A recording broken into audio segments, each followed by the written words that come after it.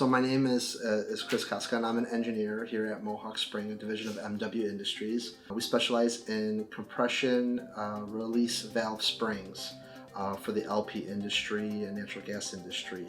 Springs that are used in regulators, relief valves, and expansion valves. A compression spring is a spring that gives compressive forces. You're actually compressing it down, and it's reacting and giving you a force against the surface that you're compressing it against. For the valve industry, squareness under load is an important aspect of spring design and quality assurance.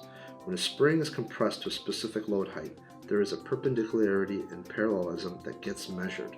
Since valve springs typically are used in a compressed state, they are usually seated against some valve body or seat body in the valve. And if that compression spring is not perfectly straight, when that relief valve opens, at the time it closes, it may not seat perpendicular to the surface it's resting against. That leads to basically a relief valve leaking inside a unit.